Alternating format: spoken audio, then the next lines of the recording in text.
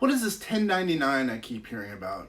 Are you one of those people who's wondering, what is a 1099? Are you required to do one? Well, I'm here to help. My name is Kenner French, and I'm with Vast Solutions Group, the nation's premier tax and financial engineering firm for small business owners and entrepreneurs. We have clients all over the country, and some are asking, what is a 1099, so they can better understand their tax and otherwise situation. Well, a 1099 is an IRS form that records a payment from an individual or an entity showing a payment generated for your records. The individual or entity sends a copy to both the payee as well as the IRS. Now, who might be sending 1099s? Clients send their freelancers 1099 recording work performed. Banks send 1099s to reflect interest and savings account. State may send a 1099 for a tax refund. If the financial institution who handles your retirement account writes you a check, they will also be sending you a 1099. In any event, a 1099 includes the taxpayer ID number or maybe a social security number of the payee. Receiving the 1099 does not automatically mean that a payee owes taxes, as there could be a situation that offsets income, but it definitely does mean that the IRS also has a record of payment. Interesting to know. There are many types of 1099 forms. Now, here are just a few of them. We're going to go over just a few right now. 1099A. This form is a consequence of a foreclosure or bank repossession of a secured real property, an acquisition or abandonment in IRS terms. Lenders send it to the foreclosed party and the buyer. 1099B. Broker and barter exchange report proceeds from securities, futures, commodities, or barter exchange transactions.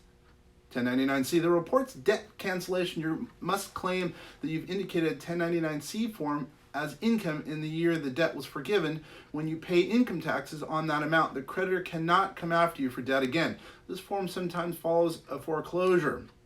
1099 cap. This one is for people who own shares in a corporation that has been acquired or undergone a significant change in capital structure. If it was sold or changes have been made when you've earned cash or stock, for example, this form would be necessary no matter what. 1099 div. When you receive dividends, capital gain distributions, or liquidation, you get one of these. For example, when a mutual fund sells off funds and realizes a capital gain, the fund informs you of your share in the capital gain through a 1099 div or DIV. 1099G, this form reports payments from government agencies and qualified state tuition programs. Everything from state and local tax refunds and unemployment benefits to agriculture payments, gambling winnings, and taxable grants. It's usually to show unemployment benefits or a state tax refund. 1099 INT. This form reports interest of at least $10 or more taxed items to interest earnings, as an example. Now, 1099 LTC. As an LTC part hints, these forms report distributions or payments from long-term care insurance contracts or accelerated death benefits paid out as a result of life insurance or a viatical settlement, any of the above. 1099 MISC or MISC. The category miscellaneous income includes awards and prizes. 1099 OID reports the difference between state redemption price of a bond at maturity and the issue price of that bond. 1099 PATR, this form reports patronage dividends. 1099Q, have you been paid for school expenses from a 529 plan or a similar savings plan? Withdrawals will be reported on this form. 1099R, it reports distributions from all types of qualified plans, pensions, 401ks, IRAs, or even an annuity contract, depending. 1099S, the reports gross proceeds from real estate transaction or exchanges. 1099SA, this form reports distributions from a health savings account or a medical savings account or medical advantage savings account. If you have any questions about any of the above, please get a hold of us. How can you research us and some of the specifics?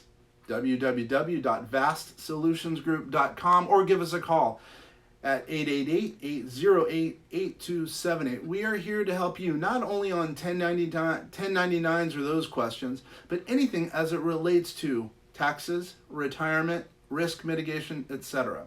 My name is Kenneth French, and it's been a pleasure to help you, and hopefully, maybe if you found value out of this, you can forward this on to someone that you know and care about because you care about their future. It's been a pleasure spending time with you, and I hope, again, you've had some value based on this video. Thank you.